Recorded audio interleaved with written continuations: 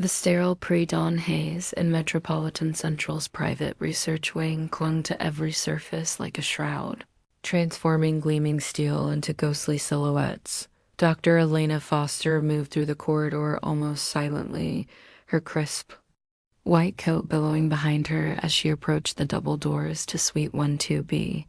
Inside, the curious hum of equipment and the faint pulse of the recently revived child's heartbeat echoed through the walls. Yet it was not that life-affirming rhythm that quickened Elena's own pulse. It was the sense of being watched. She paused before the door, fingertips grazing the biometric scanner. Her mind replayed the miracle of the previous night, illegally. Brain-dead girl revived by her groundbreaking neural scaffold infusion, AI-guided and nanite-enhanced.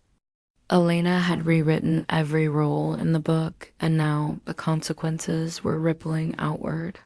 Tonight, she intended to analyze the girl's new brainwave patterns, compare them to the protocol baseline, and record whatever anomalies emerged.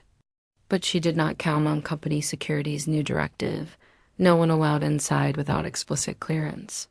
As the scanner recognized her retinal signature, the doors whooshed open.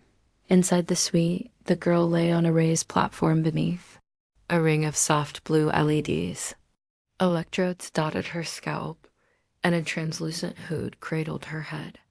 A bank of monitors flickered with multicolored lines, each representing a sector of cortical activity. Dr. Caleb Foster, Elena's husband, leaned over the control console, his back to the door. He wore a dark shirt and slacks rather than the usual scrubs. His tie was loosened, uncharacteristically casual. His broad shoulders and neatly combed brown hair made him look more like an investment banker than the lead bioengineer on Elena's project. But his presence here at this hour spoke volumes. Elena swallowed her surprise and stepped forward. "Caleb," she said softly. He spun, eyes widening with both relief and tension. She could trace the faint blue glow of the monitors in his gaze. "Elena," he murmured, voice rough.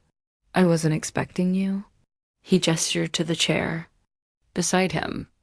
"I wanted to run some neural network simulations before the review board convenes." She glanced at the girl's stable vitals. "Has she stirred?" Caleb pointed to a monitor mapping the girl's synaptic growth factor. "She's responding to stimuli we never triggered alpha wave spikes in the somatosensory cortex." When we fluttered a light across her eyelids, he frowned. "It's as if her brain is reorganizing itself, forming new pathways faster than our models predict." Elena's heartbeat matched the monitor's green pulse, which could be miraculous or catastrophic. She tapped the edge of a screen. "And you didn't think to warn me?" He rubbed his jaw. "I didn't want to worry you." His gaze softened. "You've had enough guilt, I thought. Maybe if you saw she was stabilizing, you'd rest." Elena's defensiveness faltered. She knew he protected her from herself, but this was bigger. "We need full transparency," she said quietly. "No more secrets," he nodded, eyes earnest. "Agreed." He took her hand. At that moment, the door clicked shut behind them as a third presence entered, a tall, thin security officer in midnight blue fatigues. A name badge glinted: Marcus Hall. His hawk-like features and shifting eyes suggested he was accustomed to suspicion. Dr. Foster," he said in a clipped tone. "Company directive. No unauthorized research. I've been instructed to monitor this experiment." His gaze flicked to Caleb, then to Elena. "And incidentally, I'm reviewing a witness report. A civilian claims to have seen you last night, almost hit by your car acting strangely before retreating into the hospital." Elena's breath hitched. Hale's words dredged the memory of the accident outside her home, the child stumbling. Into her headlights, the ambulance, the OR. "Who?" she asked, voice steady but cold. Hale produced a tablet. He tapped a file, closed-circuit footage of a lone figure crouched behind a dumpster, phone in hand as Elena's headlights passed. The witness had followed the ambulance to the entrance, then vanished. No name, Hollis said. Just a description, early 40s, scruffy beard, glasses. A flicker of dread passed through Elena. What did he report? That you abandoned. The child, Holly replied, voice almost sympathetic. He claims you brought her back, but he shrugged. He's not sure how. Asked if you were a whiz kid miracle worker or a mad scientist. Caleb stiffened. Elena's jaw clenched. He's just guessing, she said. He didn't see the procedure. Holly stepped closer, eyes narrowing. Maybe not. But someone saw you, then the child revived. That's a story regulators will want to hear. Elena's pulse surged. We can't let this leak. She turned to Caleb. We have to secure all data logs, conceal the procedure details. Caleb's hand on her arm stopped her. Elena, if we cover up and it's discovered, they'll shut us down. We need full scientific vetting. She hesitated, her mind a war between hiding the miracle and forging ahead ethically. Before she could answer, Holly tapped his comb. Unit 4 has spotted the witness near the loading dock. Without waiting, Elena strode past him. I want him found, she said. Alive. In the corridor, the cold hum of fluorescent lights pressed on her skin. She paused, then reached for Caleb's hand. He nodded and followed. Behind them, Holly radioed officers.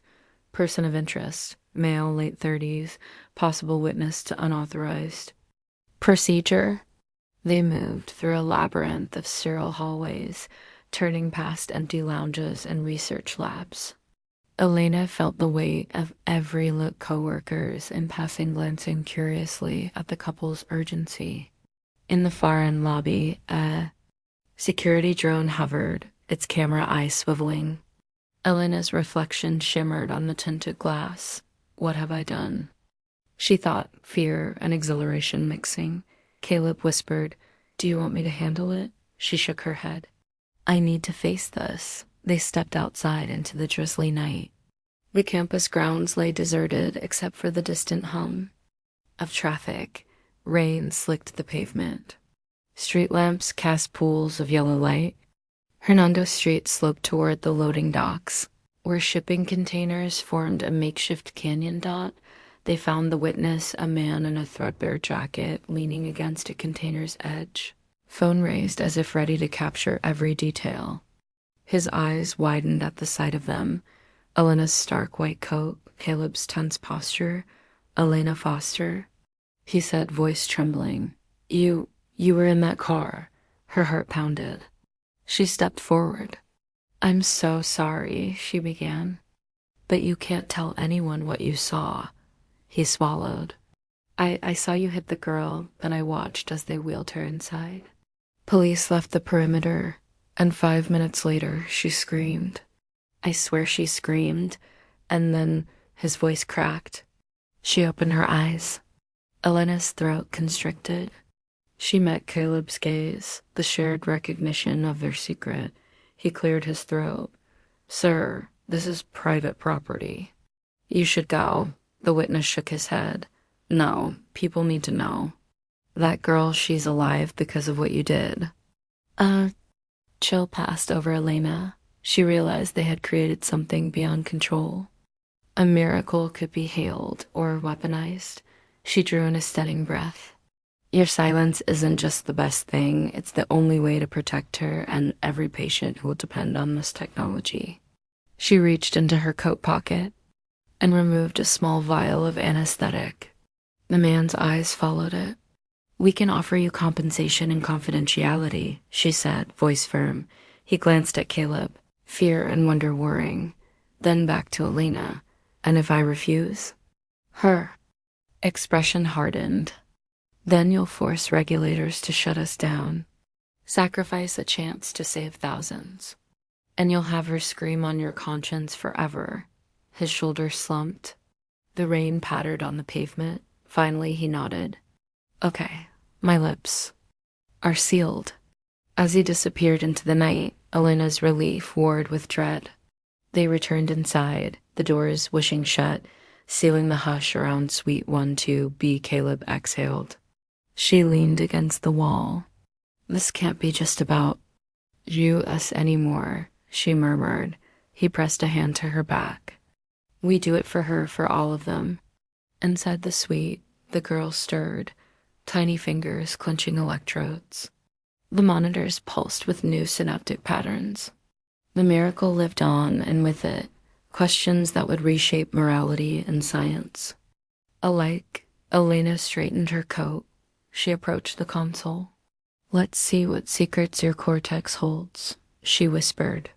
Behind her, the door clicked softly, as if acknowledging the lab's new guardian, a woman who had struck fate itself. At midnight and survived to face the echoes in the dark,